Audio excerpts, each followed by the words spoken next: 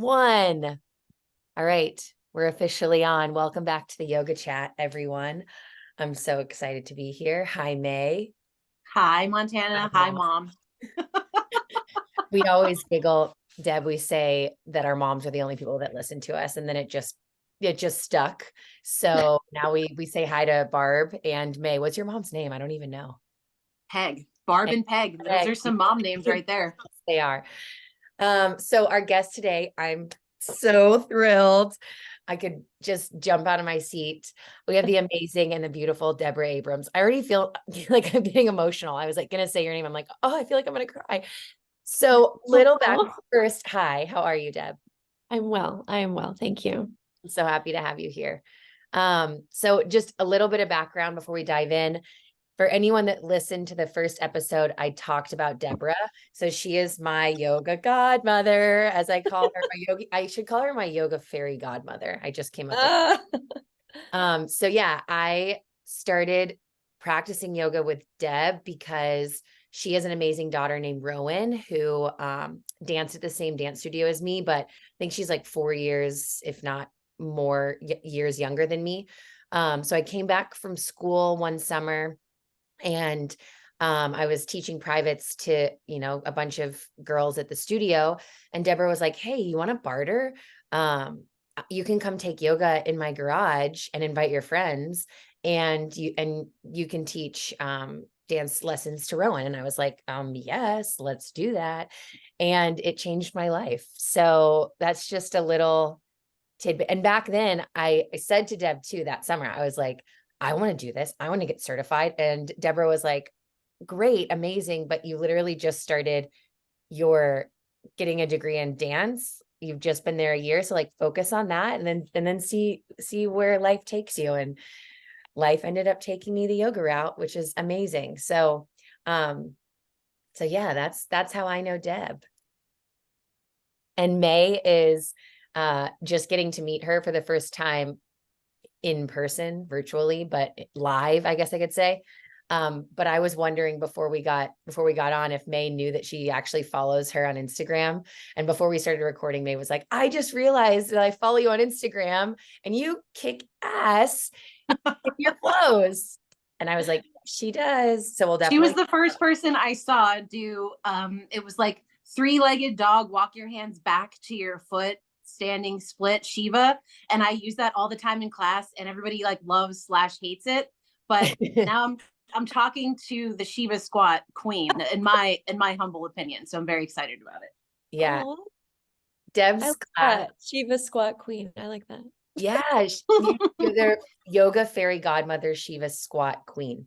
Those There aren't bad titles. No, they aren't.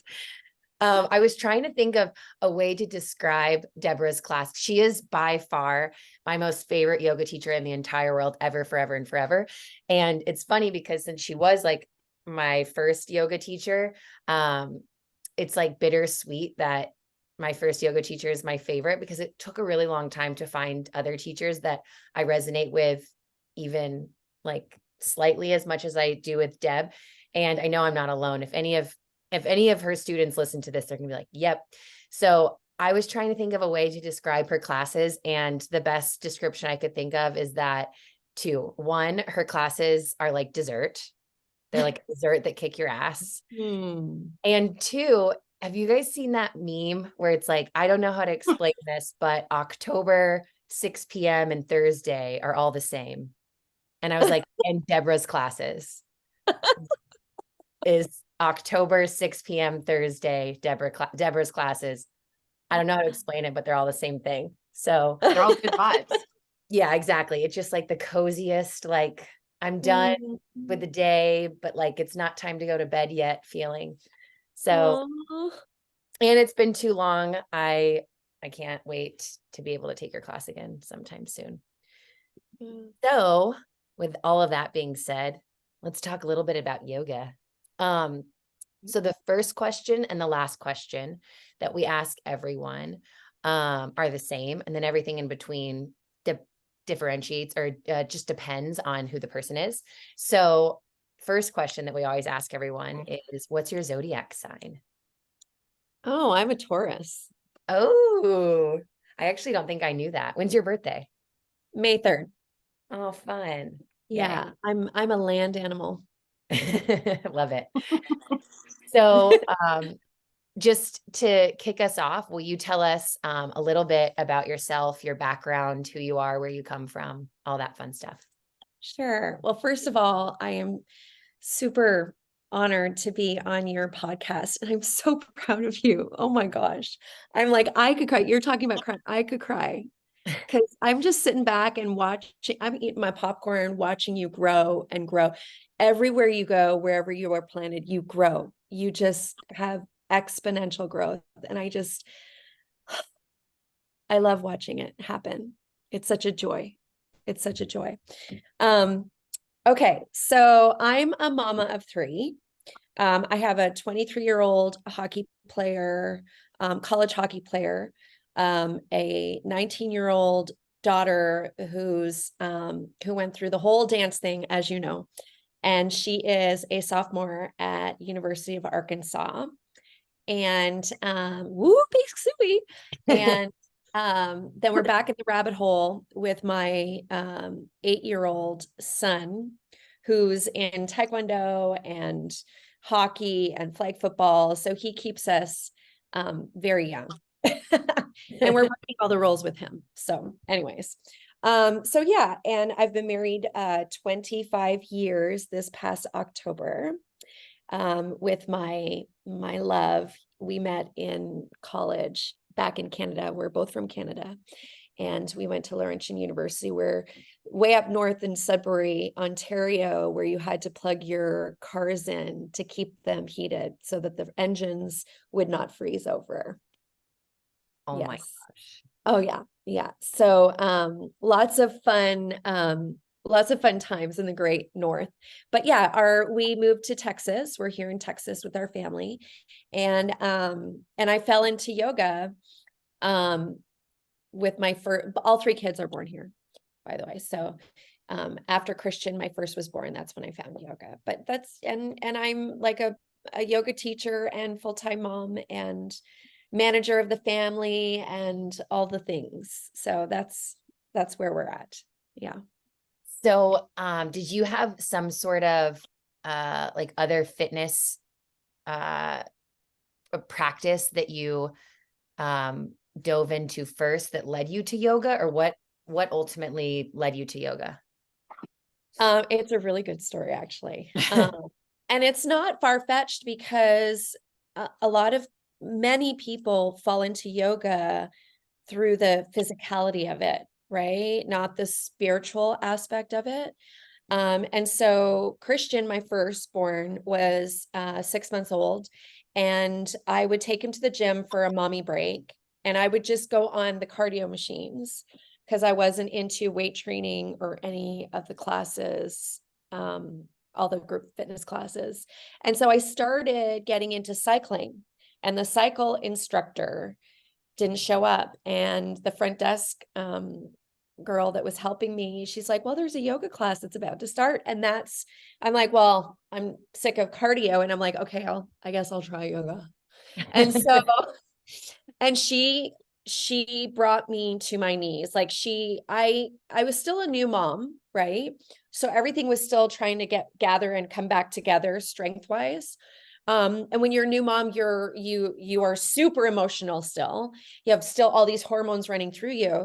And so I couldn't even do a push-up. And the up dogs hurt, and even a crescent lunge, I'm like, okay, I'm gonna take it on my knee. I couldn't do much.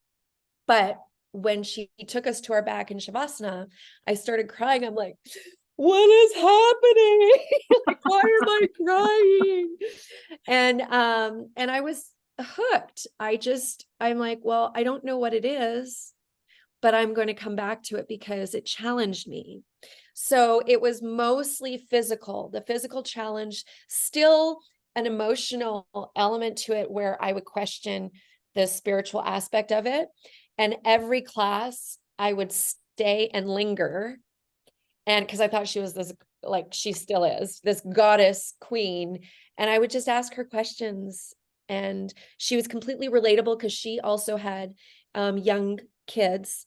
And so she was a mom. And so I just felt a connection there, a strong connection that I could work with. And honestly, what really kept me there is that my body changed rapidly, but joyously.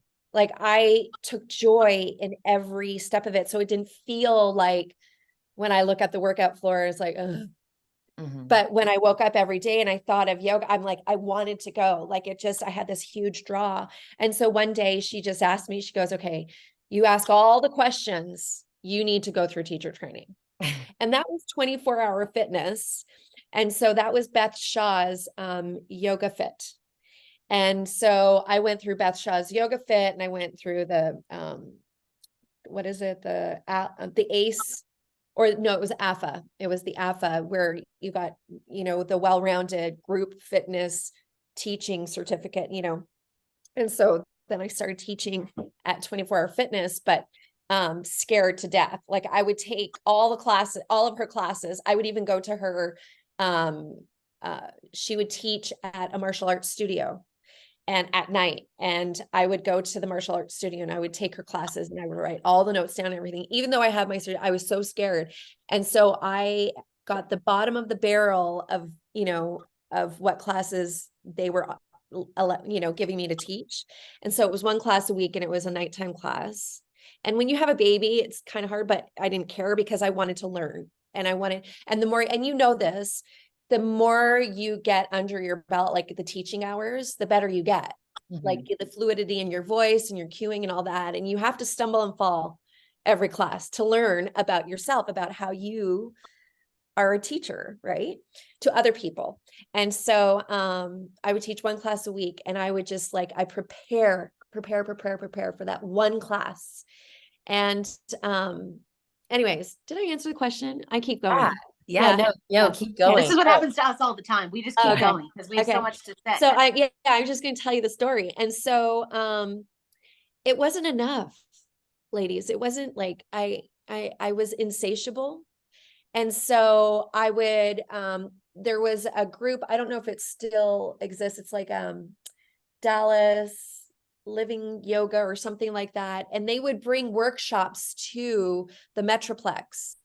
And it would always be like either at the Arboretum or beautiful location, or downtown, the old pump house, like right downtown Dallas. So I was like, okay, I'm going to see all the greats. So Sean Korn, Baron Baptiste, Tim Miller. And then when I would travel, like when I was in New York one time with Todd early, like this was before Rowan was born, my second, Todd and I were in New York, and I'm like, okay, I'm going to find a yoga studio. I just wanted to see what everyone around the world was doing with yoga, like how they teach it and blah, blah, blah. So I went to the Jiva Mukti Center, and that was trippy because I will never forget, Woody Harrelson was practicing yoga right next to me. Was he stoned? Totally. Oh, I could smell it. Oh, it was ragamuffin, like just, I think it was a donation-based class too. And but it was the first time that I was riveted by the music. And so, and it was so Jiva Mukti is David and Sharon, what is it? Gano, I think that's their last name. Anyways, and so I remember after class, I walked out of class and I went right up and I'm like, how do I get the music? And we're talking 2 decades ago. All right. How do I get the music? And we're talking CD, like they had a CD kiosk, like it turns out, and they're like, oh, this one and this one.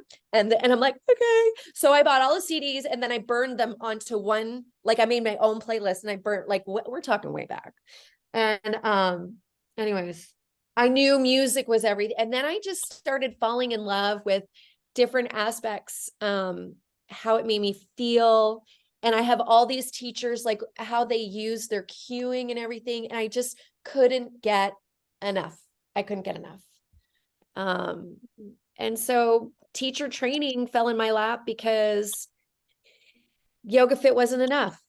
so I'm like, okay, I want a full on 200-hour teacher training, because I discovered there's something out there. Like, what is that? What is it? Like, I had no idea what that was. And I walked into Gaia Flow Addison, and somebody shared it with me. And after the first class, and of course, I bawled my eyes out.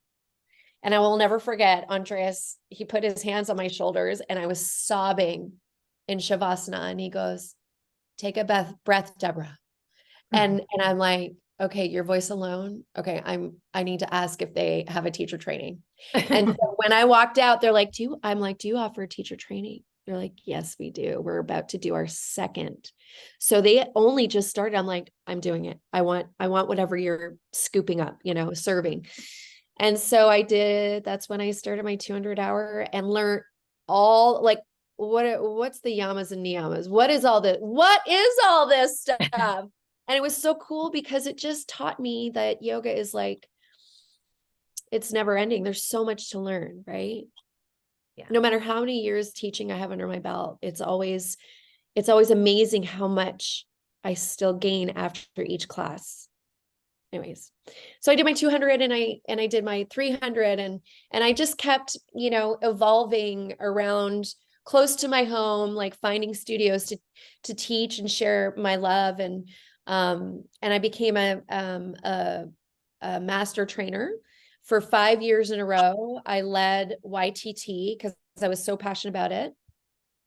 And that was pretty trippy because that's a lot. I mean, Humbling.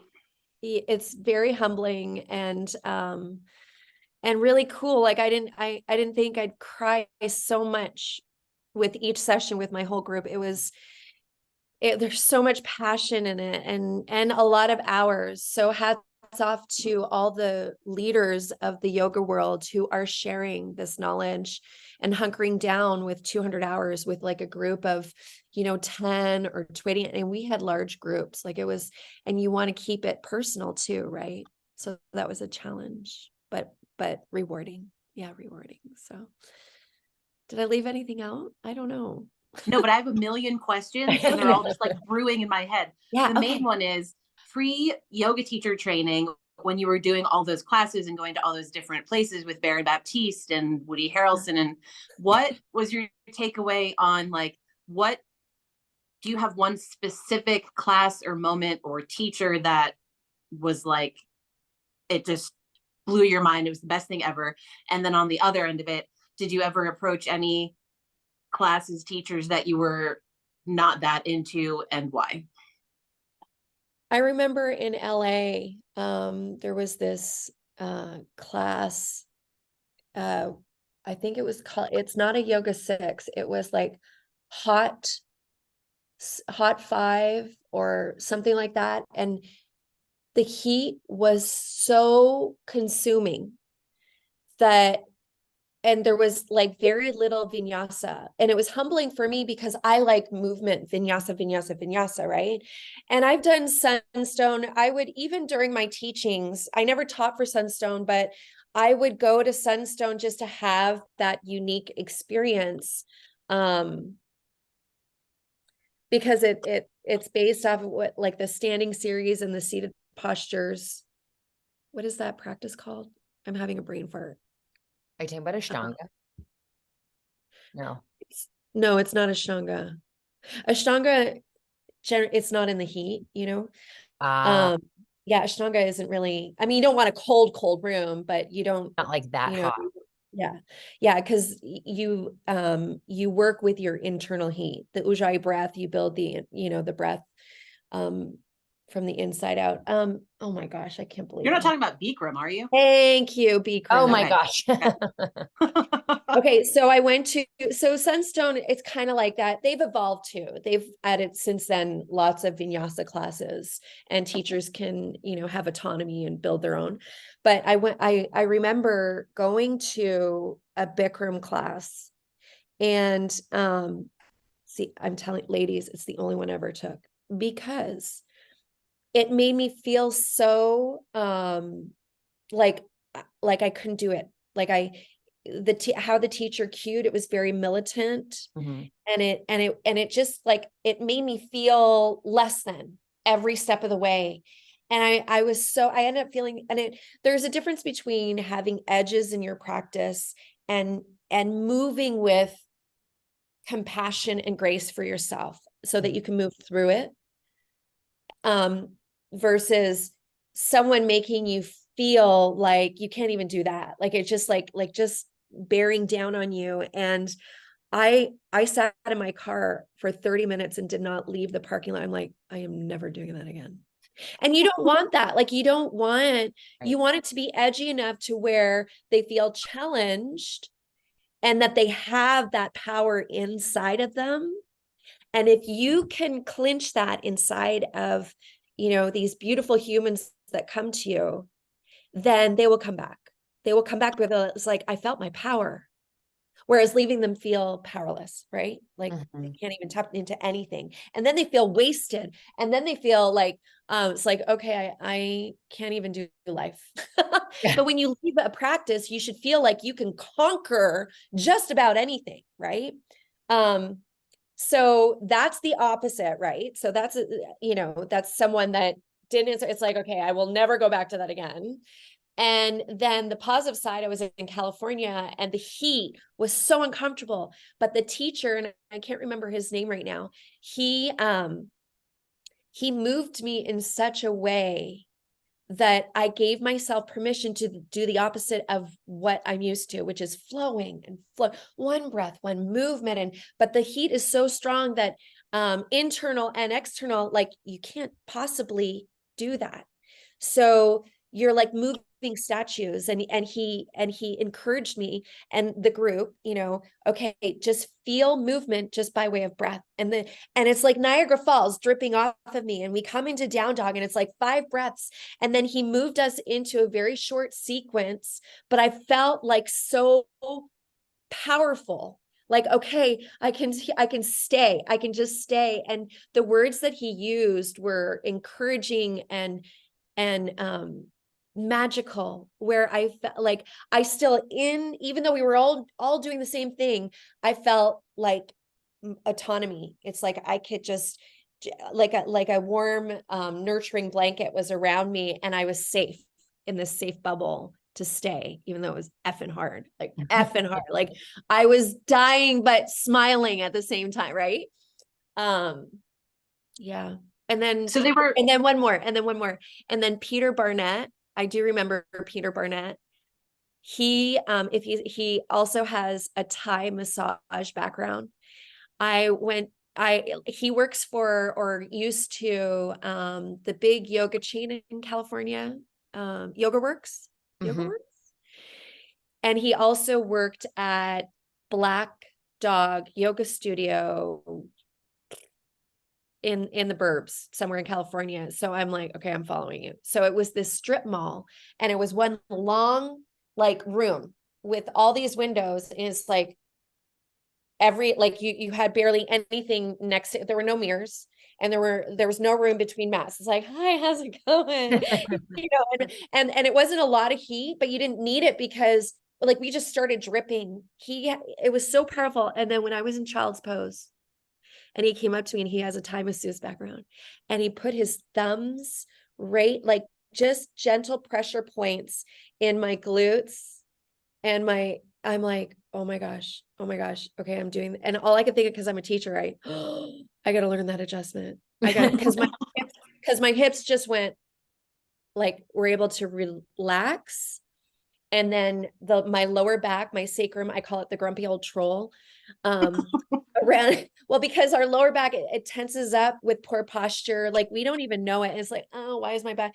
And so like he was able to move the fascia around it. And I'm like, oh my God, I need that adjustment too. And so I would pick his brain, and he was from South Africa. He had these beautiful, beautiful crystal blue eyes and the beautiful accent. And I was just like, tell me more. Like, I would pick his brain. It's like, oh, you have to go to another class. Okay, where is it?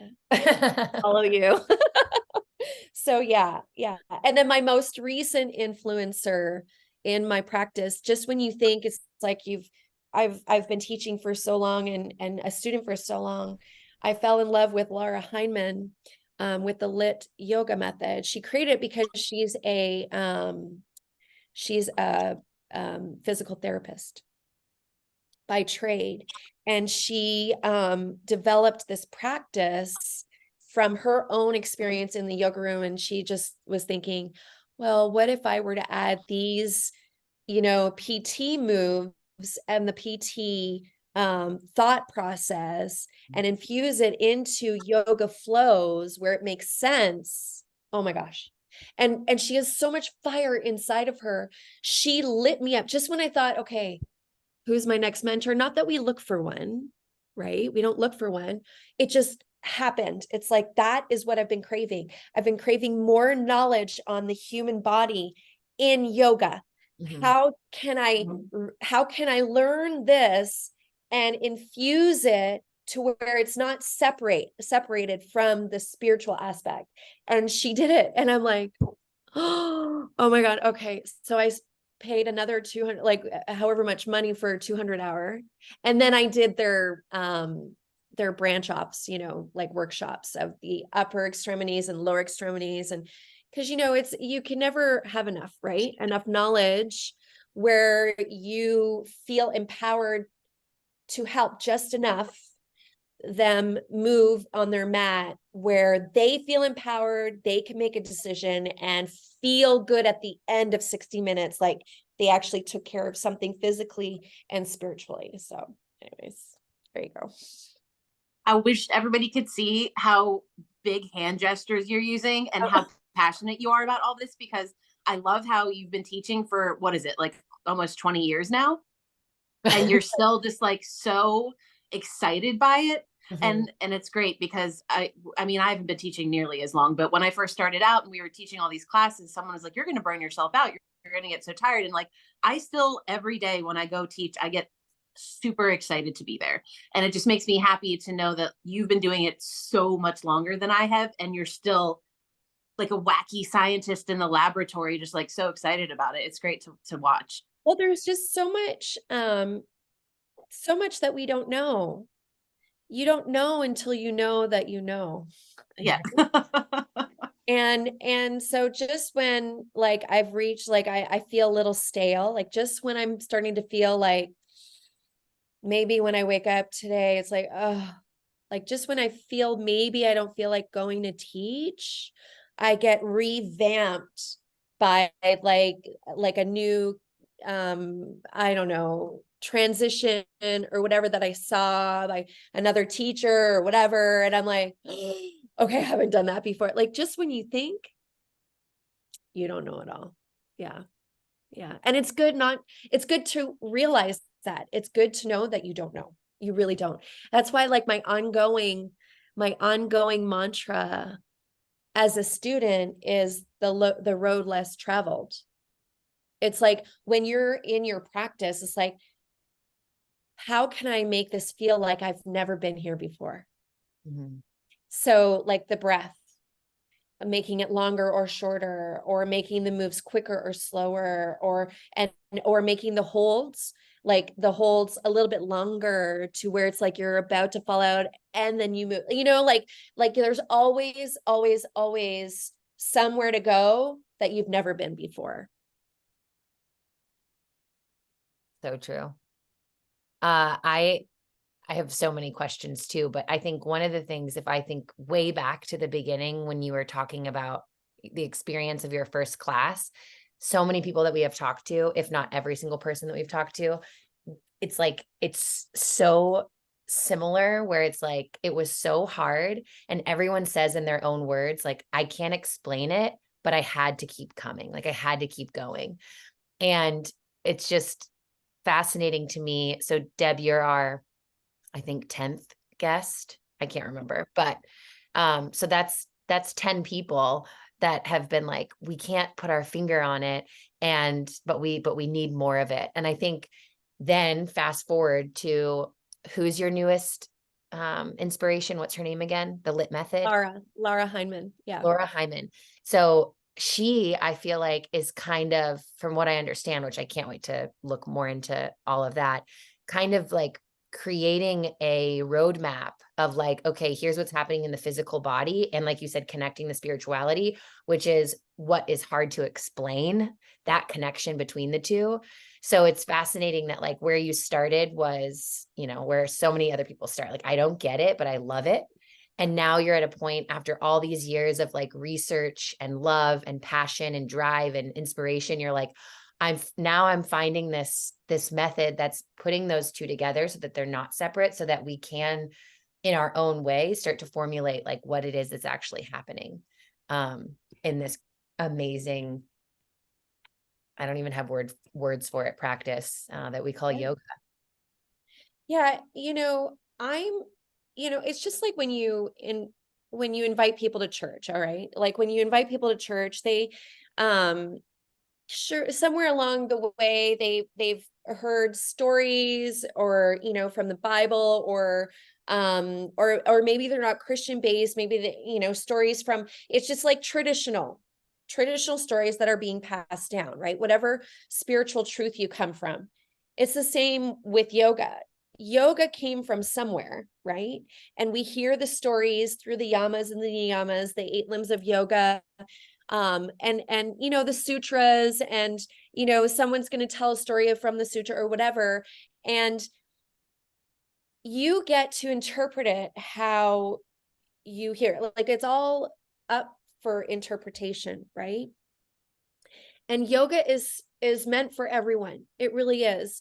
And I think it's like you can't keep it in a box where it's just one thing. It comes from one place, and so it should be one spirituality. I believe that you can use the physicality of it to tap into your spirituality, what you believe is to be good and true and honest, and a lot of the times people come to their mat and they don't know what that is. They really don't.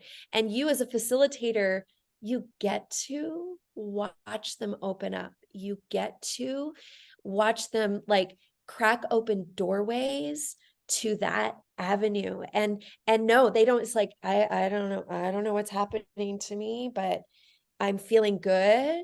I feel positive in my life. And so the more they come, the more they're going to reach for something that's much greater than this physical body. And imagine taking that, which is already happening. It's a byproduct of practicing yoga, and it's already infused in them into their life. It's like they have a little bit more patience with their family and their spouses. They have a little bit more kindness in their eyes when their friend is not being so much of a friend anymore. And you know what I mean? Like there's just a little bit more something human. We get back to all the human characteristics that we were born with. Right. And over time we get so tainted and bogged down by life, like all these layers that just have no business hiding our big, beautiful light, our big, beautiful heart, the space that we have inside of us for humanity, And it's like, yes, and yes, that's what changes. That's what's so amazing about a teacher, being a teacher, a facilitator, and watching people's lives change, even if they can't put their finger on it. And sometimes, more often than not, I've had people, the pleasure of people coming up to me is like, what is that? Where, what do you practice? Like what? And I'm able to share my faith, or I'm able to share, where do I go to church, or I'm able to you know what I mean? Like, it's a byproduct. That's a beautiful, beautiful thing for humanity. Booyah. That's the juice right That's there. the juice. Yeah, exactly. That's our tagline. That's the quote right there that I'm gonna type out and post on our Instagram. That is the juice, squeezed fresh. Yeah, so beautifully put and so eloquently stated and so true, so freaking true. It's why we're having this conversation right now. Speaking of being a yoga teacher and a facilitator, can you talk to us a little bit about your planning process, and like how you create sequences or prepare for class, or what's your process like? Okay, so there was a chapter in my teaching life where I got to a point where I stopped planning.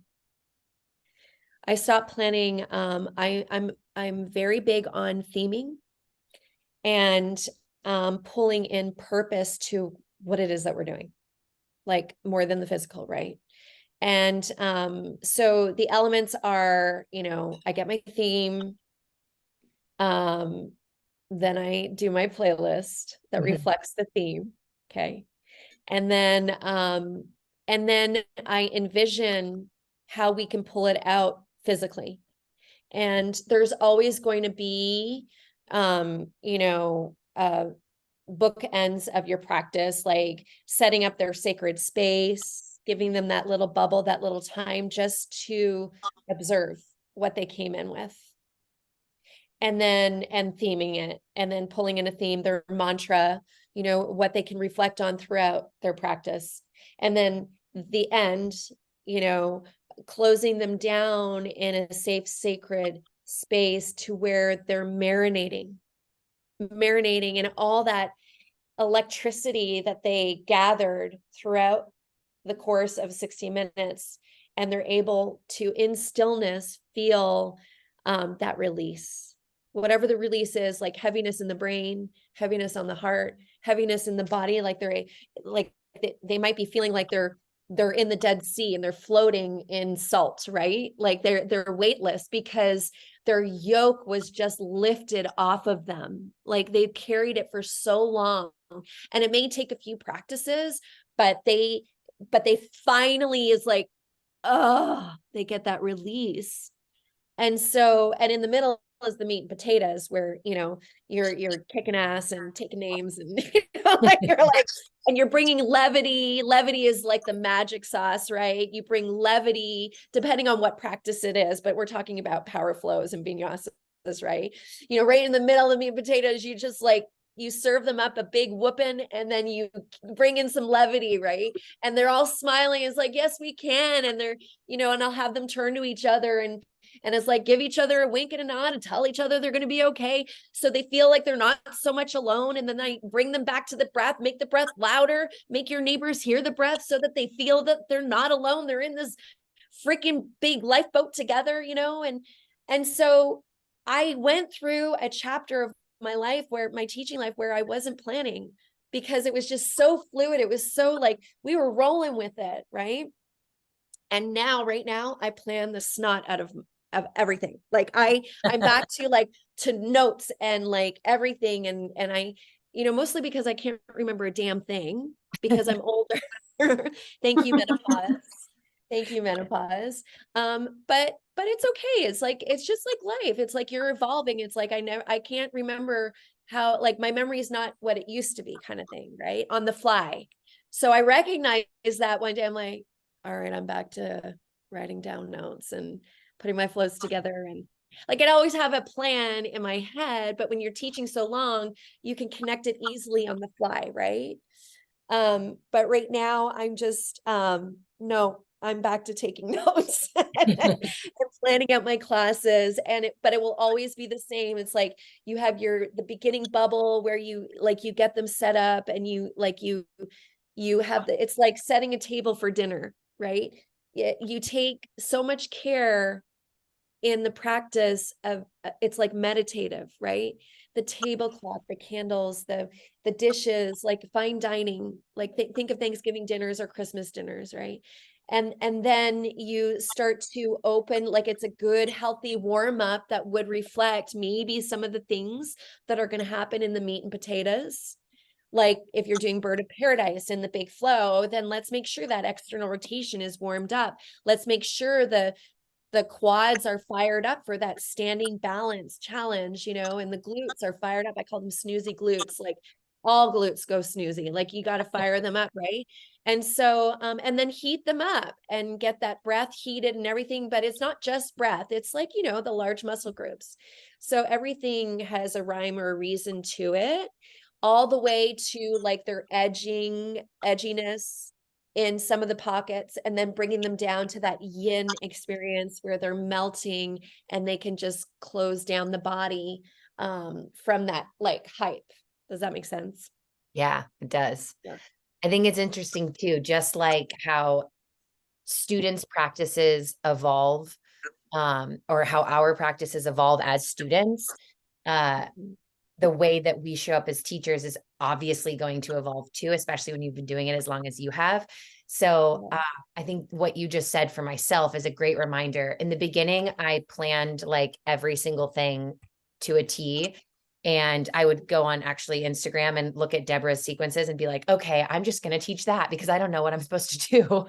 and I would have it highlighted like purple, pink, so that I could like look down and know exactly where I was. And then I got to a point where I stopped planning at all. And I would show up and be like, all right, how are you guys feeling? What are your requests? Like, what do you want to work on today? And then just throw it out. And now I'm back to a place where I plan everything out, but in a very different way. So like before I planned it out because I was like, there's so many directions I could go. Like I need direction. Yes. Now I'm like, I like to focus on exactly what you just said, Deborah, in terms of like, okay, if you're going to Bird of Paradise, if you're going to Crow, if you're going to wherever you're going, how can you strategically warm up the body to get there? And then I love what you said about, having a rhyme and a reason. So everybody will give you Deborah's information to look her up on Instagram, but Made with Om at Made with Om. Right? It's still that. It's And a Wild Abandon too. it's Made with Wild Abandon. Okay. We'll put it in our show. I know. And at the end. That's No, like no, my no. Instagram. Instagram really is the best way to message me and everything. Yeah. Okay. And what I was getting at is that like when you go and look at Deb's sequences, like they are so wildly creative. And so I'm not surprised to hear this, but I'm very excited to know that it's like Deborah's not creating these sequences merely to be creative. It's like because there's a rhyme and a reason, because there's a why behind it, just naturally, intuitively, and because that's what happens, it ends up being creative because there's intention behind it. And it's not just if you keep your intention as the breath being the facilitator, the leader, you can go anywhere. You really can. And I learned that a year ago. I honestly, because when I was doing the lit method is they're all about the foundational, what do they call it? Oh my gosh, how you go from a baby, developmental. Okay. So you go from a baby on your back to crawling to kneeling to standing. So you don't just get into standing postures right away, because just like a baby, you haven't prepared your body. No matter what age you are, you still have to spark things up, right? So there was more emphasis. The breath is always there, and you channel the breath into that methodology, but there's you stay with that program like of increasing it. Whereas for the past year, my big focus has been inhales, expanding, lengthening, and I've ebbed and flowed with that. And it's always tied into, that method as well. And exhales, grounding, twisting, strengthening, fortifying, right? So if you inhale and you find an opening, it could be any pose. Exhale, you find a grounding and contracting, any pose. And that's how you start playing with the body opening and closing down, lengthening and grounding down, going up and going down. So before, I would take several steps to get down to the ground. But this past year, I've been challenging myself, going from dancer, big breath in, exhale all the way down, lizard twist. Inhale, open up, side plank. Exhale, whatever. Anyways, Yeah. but whereas before I would take several baby steps to get there, and now it's like I've really tapped into the power that you have inside of you, like an accordion, and you can go from high to low, of course. But if you have injuries or whatever, you take those baby steps. But you know what I'm saying? Like you have to, you're learning to get from point A to point B and being more brave and explorative and creative, because nobody wants to rest in stagnancy.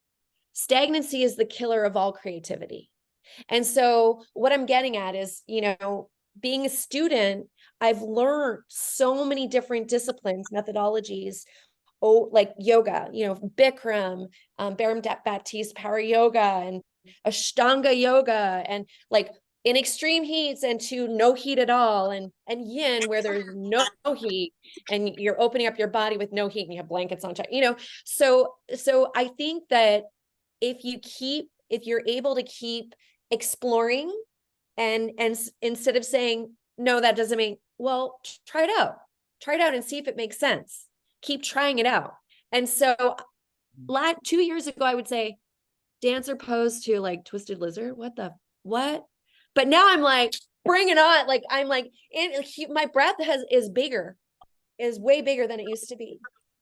And yeah, that may not be like a beginner transition, right? But it's something that you can envision. Maybe you'll get to one day, maybe never. If not, okay. It's okay, right? Anyways. What was it that happened a year ago that helped that transition, that like eye-opening of like, wait, I can move bigger with my breath? So I was teaching the lit yoga method after coming off of like a Ashtanga background and everything, and I was getting more and more into the anatomy side of it and everything. And then I stepped into Erica's class. Erica is a teacher for lifetime, Erica Penrod. And she has a way to encourage you to do and see the impossible. And at first it was like, what are we doing? Because I was so rigid in my brain. I was so in a box, like you had to do all these things. And it was, she just had the right amount like of sweetness in her voice, and just but fire in her planning, like in her transitions, that made me want to do it. I'm like, all right, okay, I'm just going to go there. I'm just going to do it. This seems like it's going against every grain in my body. And I started doing it.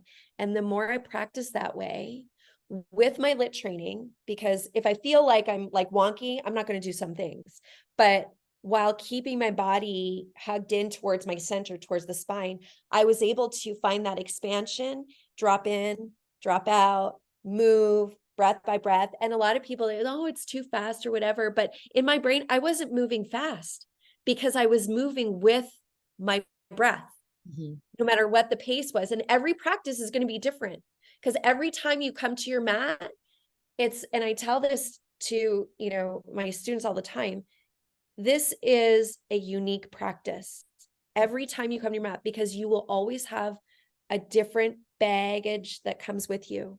Your breath will always feel different.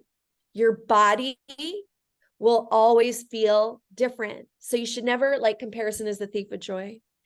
Never look in hindsight, like never carry your hindsight with you when you come to your mat, because it's not your greatest teacher. Your greatest teacher is being present. Your greatest teacher, and the best way to be present, is your breath. And that keeps you right where you need to be. Right where you need to be.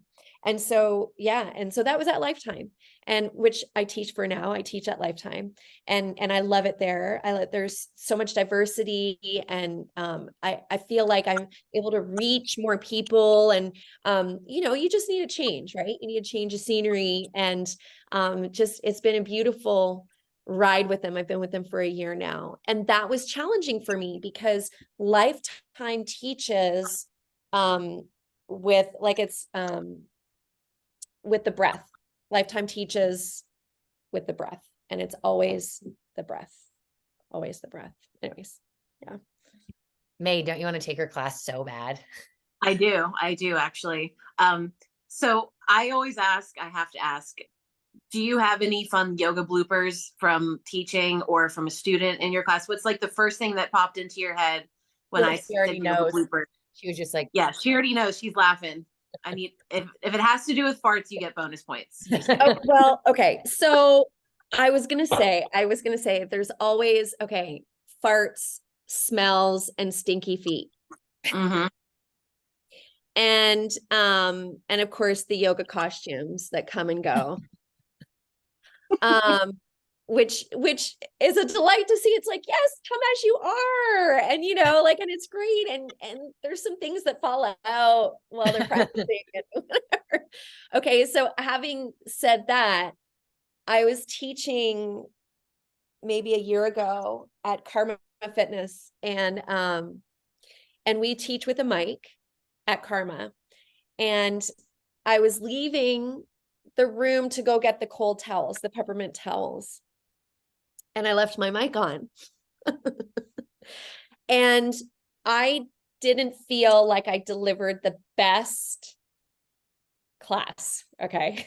Oh Like, yeah. I was like poo-pooing on me. Like, I'm like I missed the mark. Like I missed the mark. Like, you know, when you can read the room, the energy, and sometimes it's pulling teeth. Sometimes it's like, that was the best class ever. Like, oh my gosh, I reached every single person and handed out all the squishies I could hand out. And there was so many moaning and groaning, and people were crying, and like, and people were hooting and hollering, and like the whole thing, right?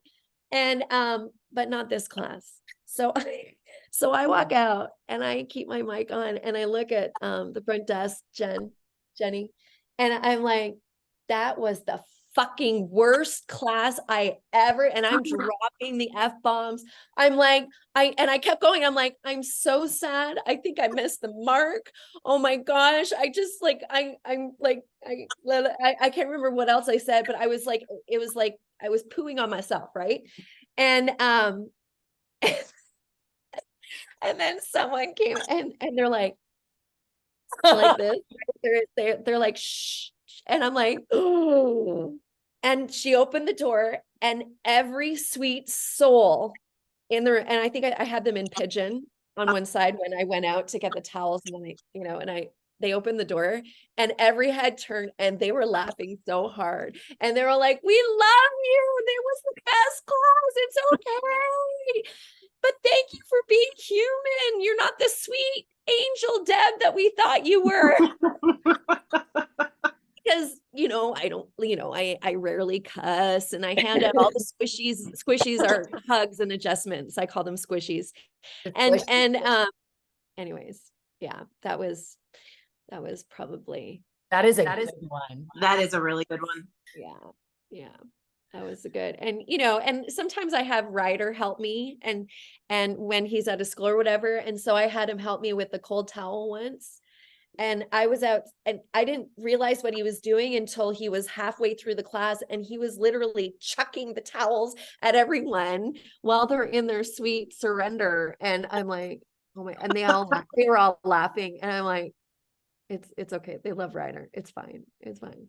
Anyways, yeah. It's so good. We use mics at Yoga 6 where May and I teach together, and I got to take her class. This was probably 6 months ago, but at least it was before class, and it was a sculpt class. So like energy was high, like people weren't like, you know, in their like Zen mode. Yeah. And the girl working the front desk, her name's Megan. May had her mic on still on accident, and it was like quiet though, so it was muffled, so we couldn't tell. And then May said really loudly, Megan, get your shit together. And it was like, and I was like, oh, her mic's on. So I ran out. I was like, May, your mic's on. And she was like, she walked in, and everyone did the same thing. They're laughing, like, but like I said, it was before class, and yeah. For the record, Megan and I have a very friendly relationship. It was a joke. Yes. I don't berate the girls at the desk. That is funny. But a handful of them were shocked that I actually cuss. Yeah. You're like, thank you for being relatable. You're like, see, we're all human. I love Yeah. hearing teachers cuss in class. It makes me feel so comfortable. I don't know why, but I know it doesn't make everyone feel comfortable. But when Yeah. I hear a teacher cuss in class, I have the same reaction. I'm like, thank you for losing your shit, because it just makes me feel better about myself when people who appear to have their shit so together all the time, and I hear them lose their shit, I'm like, oh, good. We're all on the Good. same page. Yeah. We're all friends here. So that brings us to our last and final question, which I'm so bittersweet about. But You already kind of answered it, but I can't wait to hear yeah, you say I know. Like I don't want to assume I know the answer, but well, I don't know the answer, the long answer. But do you think yoga can change the world? Yes or no, and why? Well, yes, absolutely, 1 billion%. It can change the world. And it goes back to stagnancy and joy. And if we're not experiencing joy on the daily, and if we're not experiencing and practicing gratitude on the daily, and if we're not so like three, and if we're not moving, like some sort of movement daily, then we start to digress as a human spirit, and we start to digress um physically, and it actually makes us physically sick, because there's so much heaviness in the world. We have so much access to all the things happening in the world, like our tablets, our computers, our phones, our smartphones. And it actually stops us from being in the flow of our basic human needs, and that's connection. And one of the biggest ways to connect is to go and get on your mat, connect with yourself, your spirituality, and that opens the doorway to connect with humans outside of your house, outside of the yoga room, wherever you practice yoga. And it actually softens you to where you can stand in Target line or Walmart line, and there's a woman in front of you who has a screaming baby, and everything's erratic, and you smile at her instead of looking annoyed. And you smile at the cashier lady and show them that you have all the time in the world, and that's all they needed, and they could take a deep breath. And so just little things like that in your dailies is a byproduct of yoga. And those little things in your dailies, someone else, whether it's your spouse, your children, or your friends, but strangers, are going to be witness to the byproduct of your practice. And they're going to ask you. You don't have to be like, a yoga thumper, like spreading the love, always like, yo, come to yoga, come to, no, just be yoga. Just be the byproduct of your practice. And people will naturally ask you, why are you smiling? Why are you so calm? Why, why are you so chill? Why, like, I see you spending so much time with your family. I see you going volunteering at da, da, da. They're going to ask you. And I hope the answer is, I practice gratitude daily, which yoga does, that's one of the byproducts of yoga. It's like when you're on your mat, the first thing is like you have gratitude for the space, the safe space where you can feel vulnerable. You have joy in your heart, and joy is a byproduct of movement, because you feel so much lighter and freer to be you. And then movement, it's like whatever it is, movement is going to move something out of you that is taking up too much space, has no business being there. It's like this heavy, we have so many yokes that we're carrying, we don't even realize. And we keep those three things, and those are hopefully your answers, and hopefully they'll be like able to share. It's like, yeah, come with me, come have sharing some movement with me. Anyways, and that will help lead to change in the family at home, change in the communities, and then, change around the world. And I do say around the world because we have so much access right now that how we can reach people across the pond. I have, since practicing all these years and using social media, I do have strangers that just reach out to me and message me and ask me questions, and I take joy in that, and I'm honored, and I feel the responsibility, right? And we do have, we should feel responsible to caring for our family and our children, our communities, and then across the world. And it doesn't have to be much. Bob Goff is one of my favorite authors. He wrote, one of the first books that I read of his was Love Does. So if you see on my story, sometimes I will hashtag love does. So it is a verb. And you don't have to go across the pond to share your love and to show your love. You just need to go across the street.